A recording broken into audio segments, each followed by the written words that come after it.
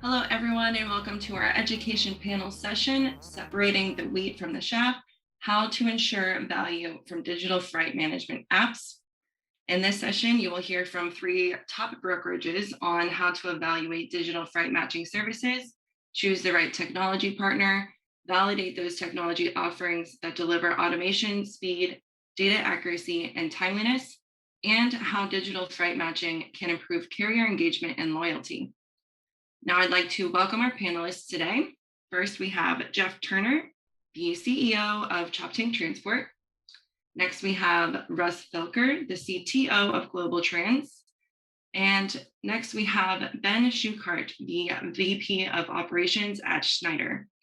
And our moderator today is Prasad Galapali, founder and CEO of Trucker Tools. And now I will hand it over to Prasad to get us started today. Enjoy the session. Thank you, Tracy, and welcome everyone to our webinar. We have amazing panelists. So before we get into our session, just one slide on Trucker Tools. Those who are not familiar with Trucker Tools is a software or a digital platform that connects brokers and carriers primarily for real-time visibility and digital freight matching. And the whole platform is centered around Trucker Tools app.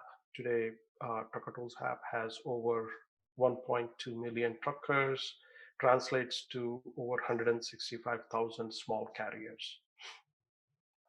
With that, the main topic of the day, when you look at brokers market, the biggest challenge everybody's going through is limited resources, and they all want to innovate. Finding that right technology and right processes and right people, that's the biggest challenge. With that backdrop, moving into the digitization, how do you identify a good digital technology? Today, everybody is calling their platform a digital technology, whether they have an email parser or, they do a small part of it, everything's called digital platform. But what are certain things that make a platform truly a digital platform? Jeff, I'll start with you. And then I'll circle around with other panelists. Yeah, thanks for letting me participate today, Prasad, in this webinar. Glad to be here. When you start looking at these platforms, it's always interesting to me that there always seems to be the nature of the expectation that all freight is sort of homogeneous and every load is the same and everything should just get put on the truck and move, and there's no other exceptions. There's nothing else to deal with, and that's where we felt that there's a lot of room for improvement in that area, because we're trying to walk that fine balance of satisfying our service level agreements with our customers on what their expectations are, and then we're over here trying to make our life easier for our carriers and get them on good core freight. And so bringing that together when you have thousands of customers with different expectations and different ways that they want to run their business, always for us seems to be the challenge of finding that fine line of what freight we honestly want to optimize, right? I mean, because we've got eight drop loads of produce. That's not necessarily the best load to put on a digital platform, but if we've got a 1-in-1 load of plastic pellets or something, yeah, that makes sense. So sort of optimizing for the way that you run your business and what expectations you're setting up for your customers and your carriers. I think that's sort of the median spot for that. I just know from being in the business for 20 years that there's the amount of exceptions that we deal with. We try to improve them all the time, but they're just always all over the place. And what I've seen from some of the carriers, I think some of the frustrations with the digital freight matching is that there was a study done years ago by Gartner. Somebody said the number one thing that carriers didn't like, everybody thought it was going to be rate, but it wasn't. It was more just the communication and that kind of thing, like getting to a load and not knowing the whole story on the load and things like that. So I think that's sort of the mix that gets messed with the digital side, is sort of understand that we're setting the carriers up for success. So that's where we're coming from on it. So I think it's got its place, but it sort of has to sort of meet the needs of your customers and what you're trying to get out of your carriers. Thanks, Jeff. And Russ, what are your thoughts on that? Well, I, 100% agree with what Jeff was saying about the kind of the types of loads and how you interact with your carriers. But I'd take a step further. And on the slide before this one, you mentioned a key resource, which does tend to get lost. And Jeff, you were kind of alluding to this, but it's the people aspect. Mm-hmm. I mean, in the end, transportation is still about people interacting. And there are drivers, there are people at receiving docks, there are people booking the loads, there are people talking to shippers, there are people at the shippers figuring out what they need to ship. Technology is great, and it's advanced us in many ways, and there's a lot of different ways that's happened, and even in freight. But in the end, it's still required to support and to enhance the interaction of the people that are involved in the process. And so when we look at digital freight matching and we look at the different types of technologies and the different types of automations and things like that, we look for really just opportunities to say, is that something that's strategic, or is that something that is repetitive and we shouldn't wish that upon somebody to do even, and with digital freight matching, it's very similar. It's getting loads on there, but using those platforms to ensure that you maintain and enhance relationships with your partners, with the carriers, with shippers, and all of the people that are involved in making sure that gets moved. Because Jeff brought up a good point. Exceptions happen. The worst acronym, TONU. But it happens. And when you've got a system that's enhancing the communication, that's enhancing the relationship, everybody can kind of come together and go, all right, let's get this done. And it's not somebody chasing somebody else to get it done or something like that. It's bringing the groups together. And so when we think of digital freight matching and we think of system support, it's really in that, how do we get better collaboration, better communication, and better relationship building supported by technology? Thanks, Russ. Ben, your thoughts? Hey, thanks for having me, Prasad. Yeah, I mean, it's a great following these two guys because I think they hit it really well. I would just throw, something Jeff was kind of talking about too is the quality of the order and the carrier experience. So, where I'm evaluating digital freight matching first is it really digital freight matching? Is this a digital order? And what's the carrier experience? So if it's a digital order, you're going to get the true appointments, you're going to get the commodity, you're going to get the real details. And, something that's prevalent in our broker business and industry is can get and will call freight. And I understand there's a place for that. But with these digital orders, these are real orders, and the carrier's experience expectation is when they book that order is theirs. There's not someone calling a customer and said, okay, I think I got a truck. You still have the order. So this is the carrier experience is what I'm, probably one of the things I evaluate the most is what is the carrier experience? What's the speed to get the order they want in a digital way? So one, is it a true digital order? Like it's not a, can get freight, or it's not like a link to a email that sends it to the carrier. It's a true, you can book it now, I think, is the term. And that's a digital order to me. So I think that's very important because of what it does for the carrier experience. And so that reduces the time a carrier has to search for orders, call in for orders, and allows the carrier, specifically the driver to drive or the dispatcher to find other orders and solve that, a TONU issue or whatever. You let them move up the value chain. So there's not so much time searching freight and trying to acquire freight through brokers. Thank you for sharing that, Ben. I completely agree with that last point that you made, right? What we as a vendor, we add one other thing to this when we look at a digital technology. Is it really based on real information? And is it a continuous connection with the carrier side? Otherwise, without those two, we're just basically conventional systems. And there's no real information. It's all noise that people are looking at. So moving on, so what are the key metrics that we look at it?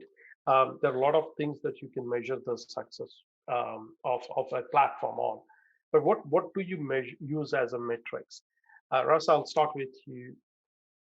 Sure. And I think Ben was getting to it. It's when you look at that digital freight matching solution, it's how many of the loads can move through in a truly digital fashion. So that's a key metric for any of these types of systems. How many loads can you identify? Can you match? Can you get accepted? And can you move through in that truly just purely digital fashion, methodology?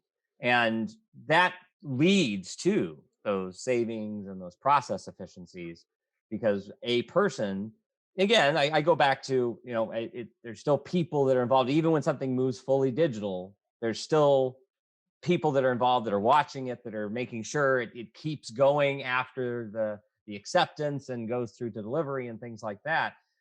But a person can do a lot more of those in a truly digital world than they can in the, Ben, you said book it now, but the book it maybe world. I think that he was talking about there.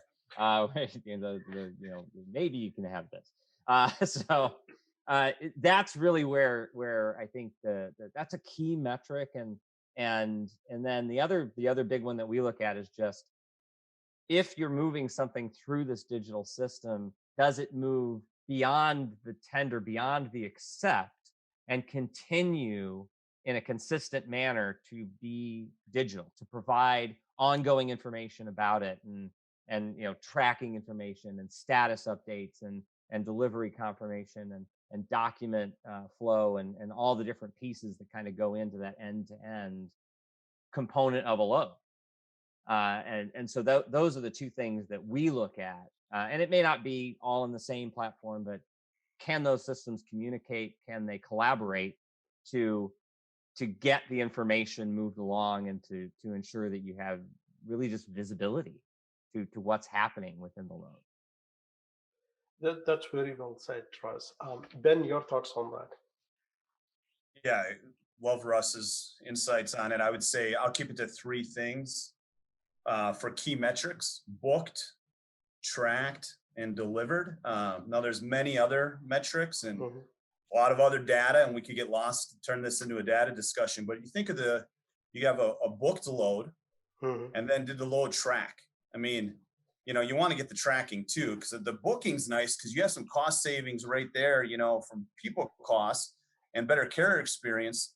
But if you don't get the tracking, now you're doing some manual intervention to try to get that tracking. So booked, tracked, and then when I say delivered is, a term that's commonly used is bounced loads. It's not new. We've used it for, my whole career. And you measure how many loads are bounced, or how many, mechanical failures does a carrier have, which really, a lot of times they're giving back loads they may find a more attractive load. So one thing, that I'm watching closely is what is the percent of booked that translates to delivered, to make sure that when the carrier books it, it delivers. Because there's some carrier adoption in this world right here that we're entering with carriers where, they got to understand it. It's kind of like, I'm going to order my lunch today, maybe on Grubhub, and I put that order in. I'm getting that order. I paid for that order. It's a real order. And so when the carrier clicks the book it now, that's a real order. And so sometimes, what's that from booked to delivered, and what's that percentage? Because we all know is if we have to recover that load, it's usually costs more if it's same day coverage, and it's usually a manual intervention on a failed process. So, and at the end of the movie, everything we're selling is service. And so our customers, hey, digital sounds sexy and sounds cool, but did you deliver the load? Whether we did it through our amazing people workforce or you did it digital, did you deliver the load? Because it's the service. So, I think that percentage of bounces in a digital world is something we watch, and then we're constantly trying to influence. And it's not always just a carrier, giving back a load. Sometimes they just didn't understand the process of, oh, this was a real load. It was that easy. I just had to click this load on the app, and that was a real load. It's like, yeah, that was the tender. So, just being aware of that and how does booked translate to delivered, I think is something to watch closely. Okay. Thanks, Ben. And Jeff, your thoughts? I think Ben just named the next Chicago-based broker, Book LLC. I can see it coming. You better go buy that domain name right now. Anyway, yeah, a lot to unpack there, and I agree.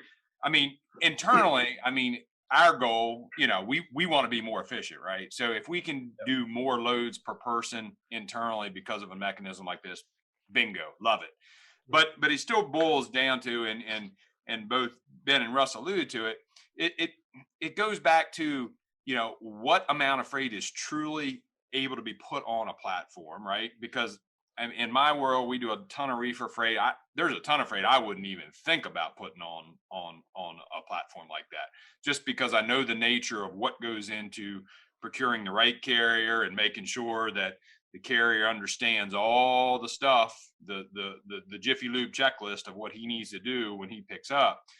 So that's an important thing to look at internally. Does it even make sense with your mix of freight?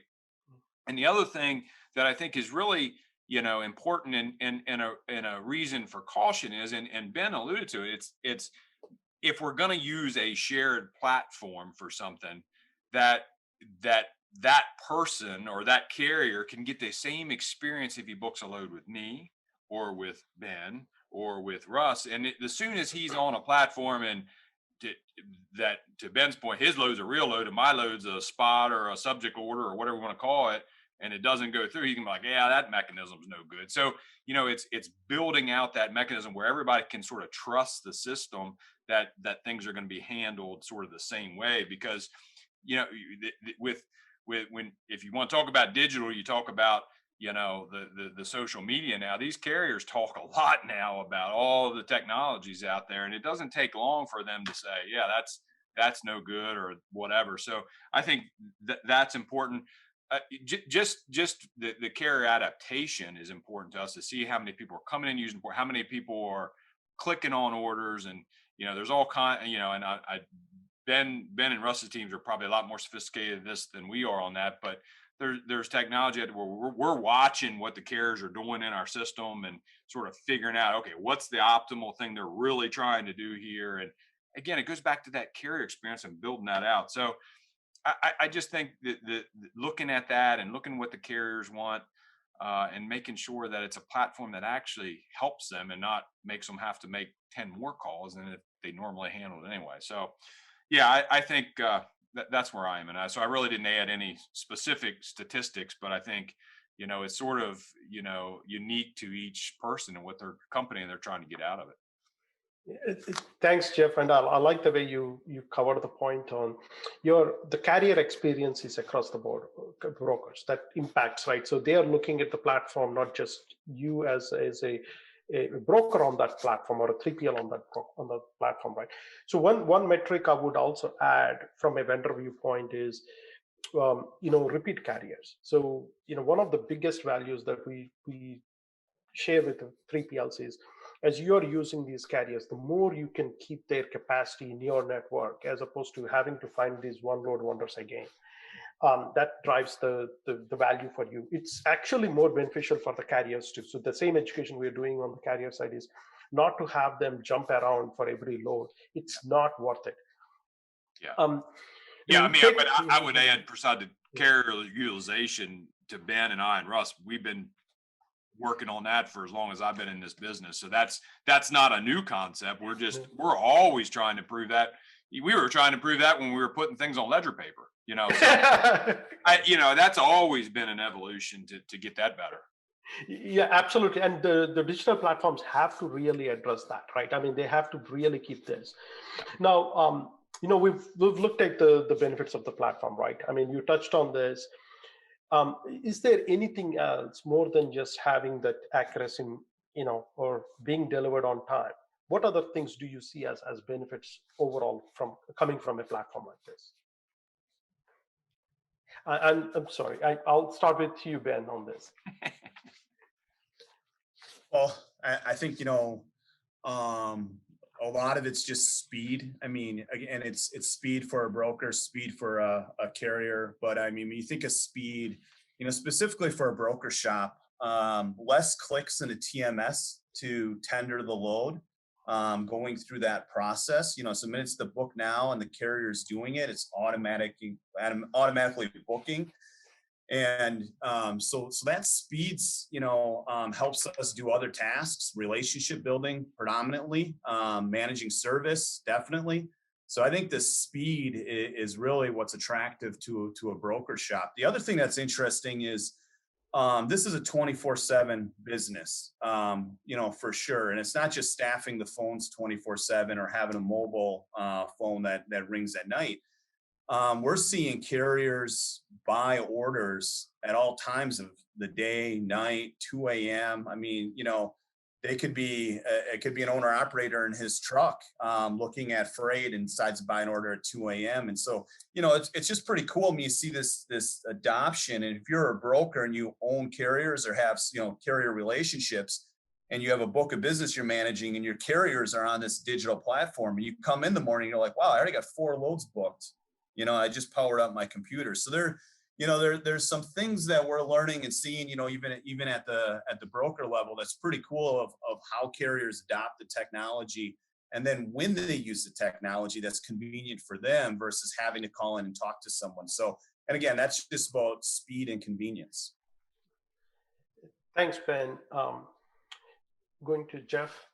Yeah, the only thing Ben's spot on, and with what he said, and I would just add is how we make that continuum from to Ben's point of getting the load in the system or getting the tender from the shipper, how the carrier interacts and books a load, and then also how we interact with the carrier on the backside, because the important thing for them is we get more pings to our system about their pay than pretty much anything. That's the important. So how does that all sort of the back end flow together of getting the paperwork in the system and getting them paid and all that? So it's that complete chain all the way across from shipper, tender, to getting the carrier paid and everything in between, and how we make all that seamless. So we're not just picking up efficiency from our carrier salespeople, but we're also picking up efficiency from the back end of the building and that kind of thing. So I think looking at it across the board, I think is really important from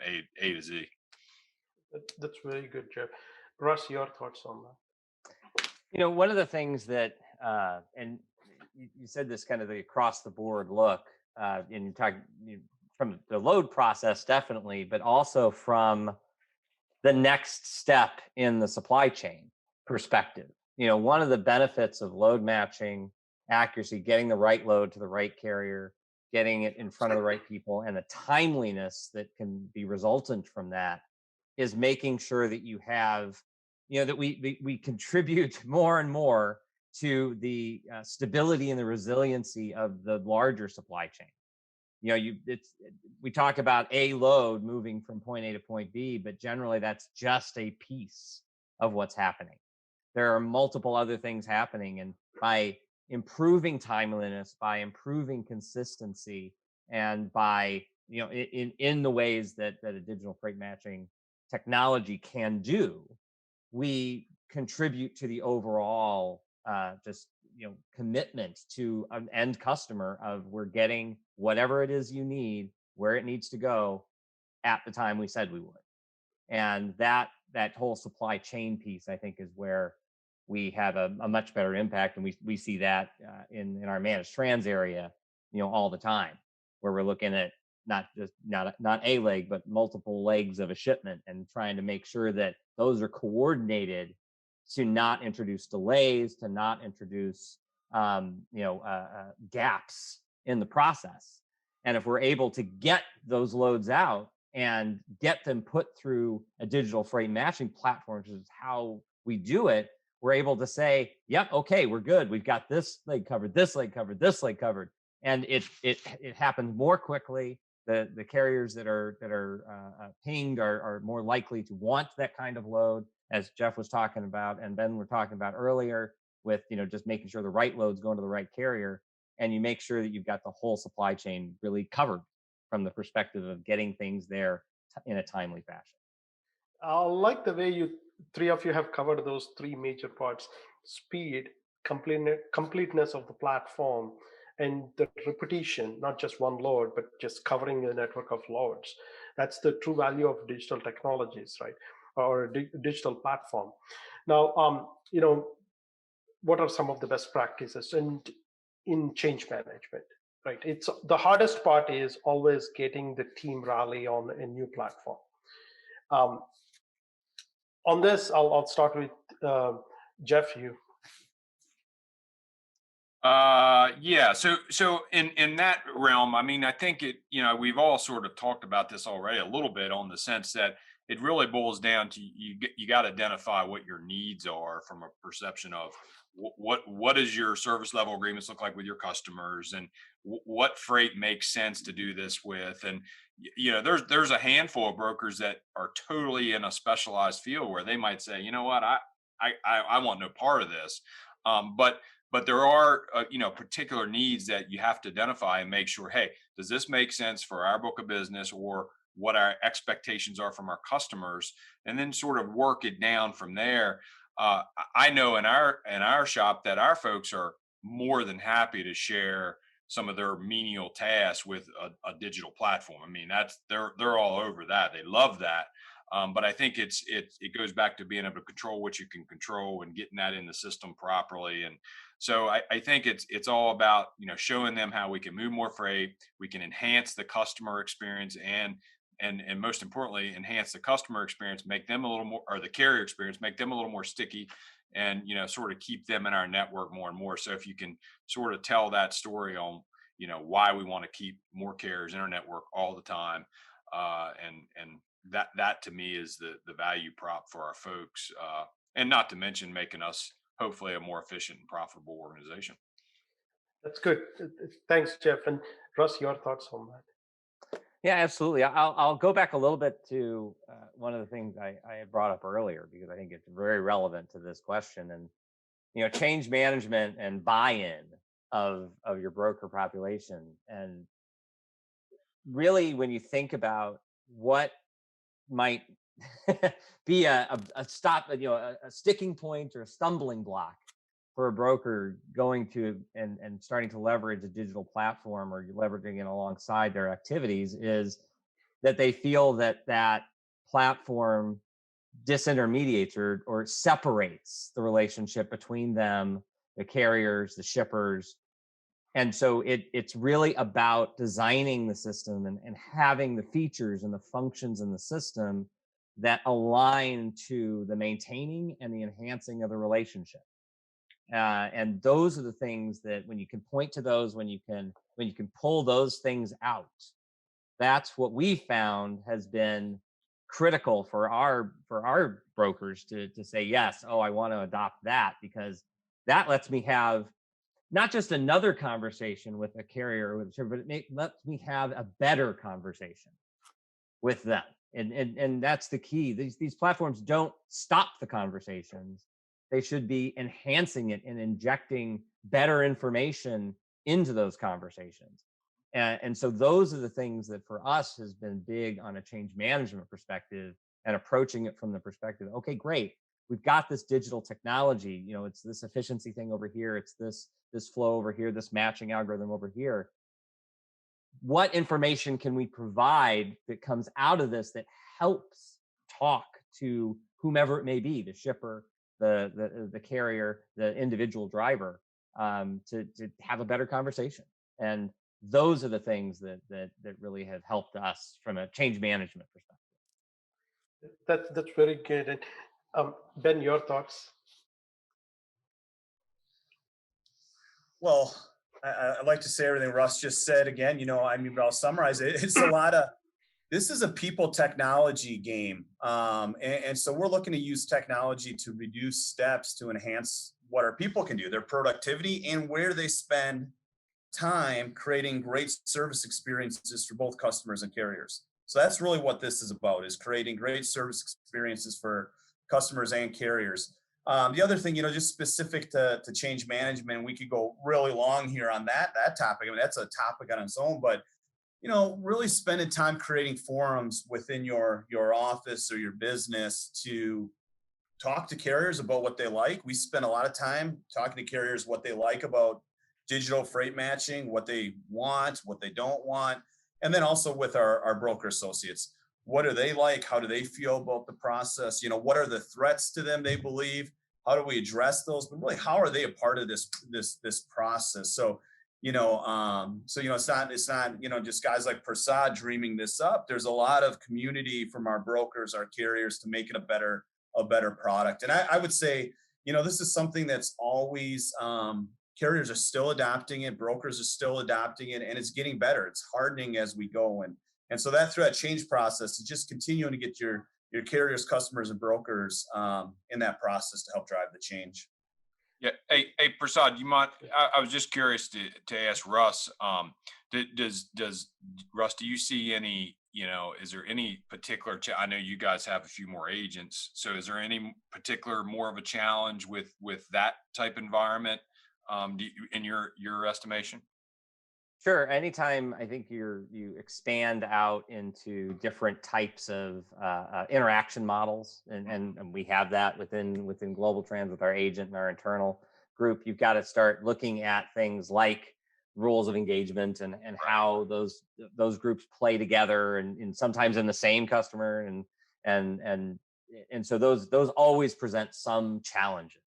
Right. In the end, the nice thing is about how we've constructed that relationship with our agents is we're all working together. Mm-hmm. And so as we introduce these technologies, and as we have introduced various types of technology that we've provided not just to our internal groups but out to our agents, it's just been exactly what Ben was talking about. It's just sitting down with them and talking to them they're one of our partners. Right. Just like we talk with, Prasad about things, and we talk to our shippers, and we talk to our carriers. We also talk to our agents and find out what we need to do to kind of tweak things and to make things easier for them. And there are differences. There are some slight differences in how we have to do implementations and how we have to put some of these things in place. But no, it's a great point there. It's just, I think that getting that whole, set of whomever you're dealing with together, and making sure that you're listening across all of the different groups and stakeholders. Very good.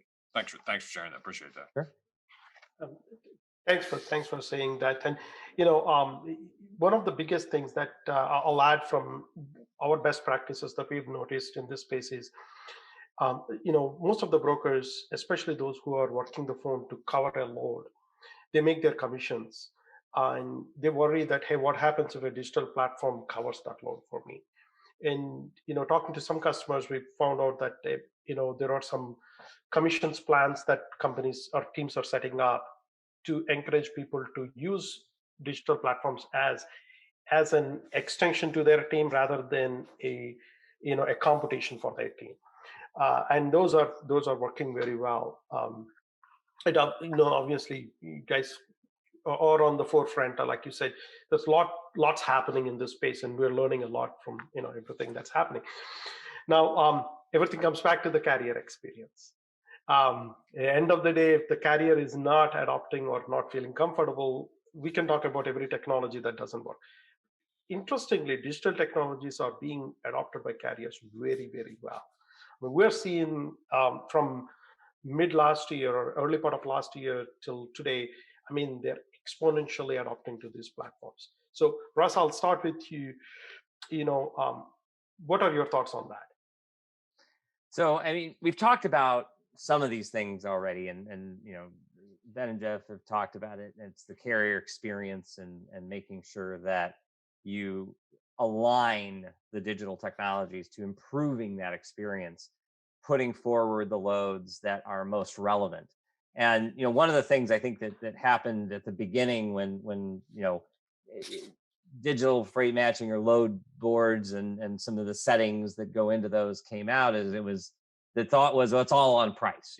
Show me the most, the highest paying loads first. But when you get more digital technology in place, you increase the sophistication of the users.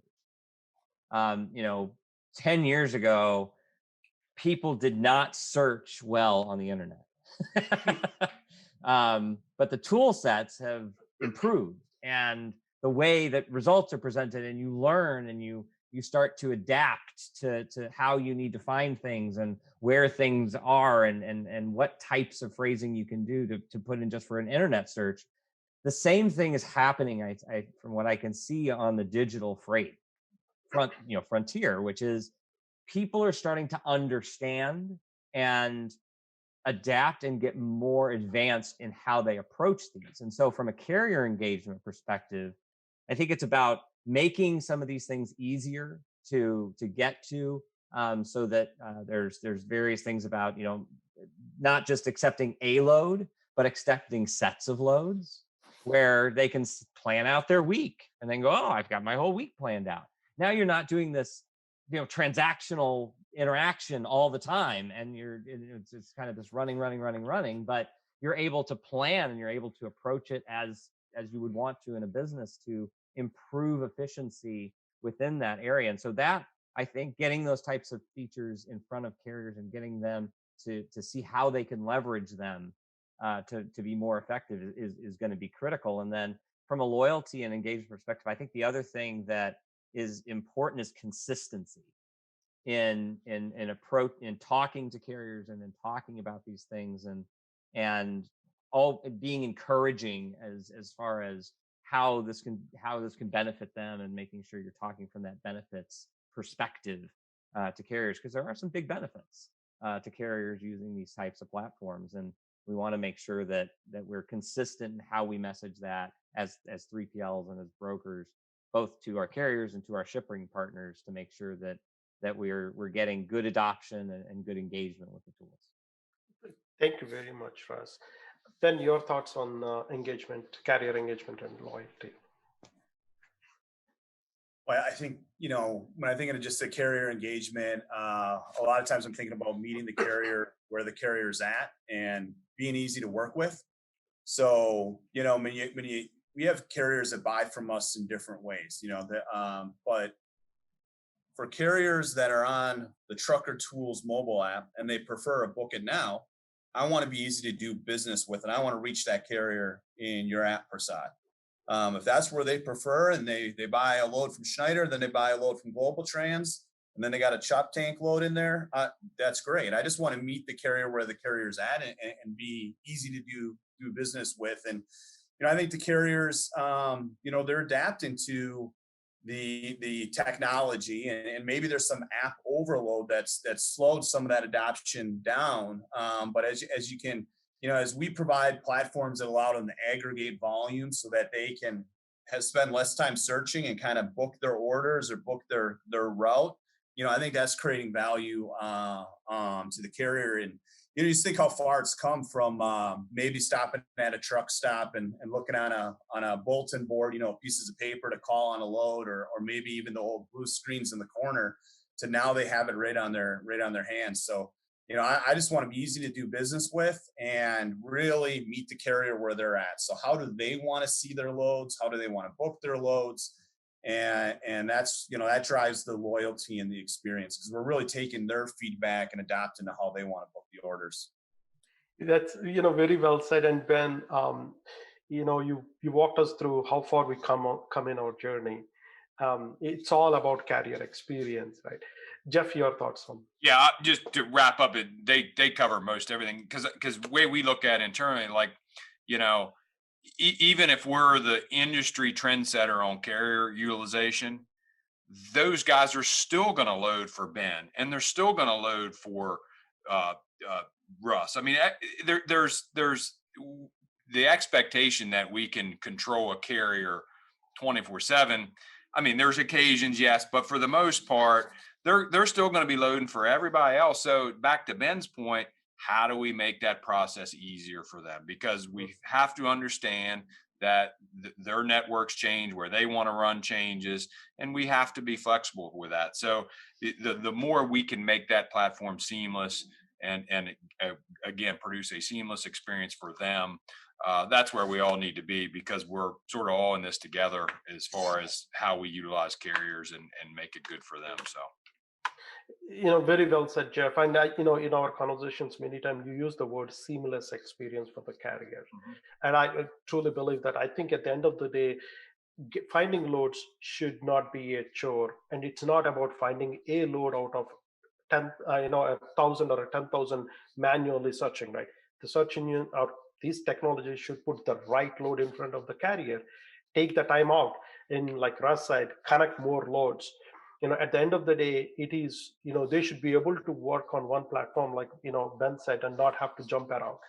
Um, as with every webinar, we come to an end. An hour is not enough to really have this conversation, especially with leaders like you. There's so much to dig in. I'm sure our audience have enjoyed every bit of insight that you have provided. As if they want to reach out to you, they can definitely reach out to each of you individually, or if anyone wants to connect with our panelists, don't hesitate to reach out to Trucker Tools. We can connect you with our panelists. But I'll say this as we end this conversation. Usually, I'm an audience on this too, because I learn a lot from what you say, and I've thoroughly enjoyed your insights. Thank you very much for being Thanks on for this having us. call. Thanks for having us. Thanks, guys. Thanks for having us. Enjoyed it.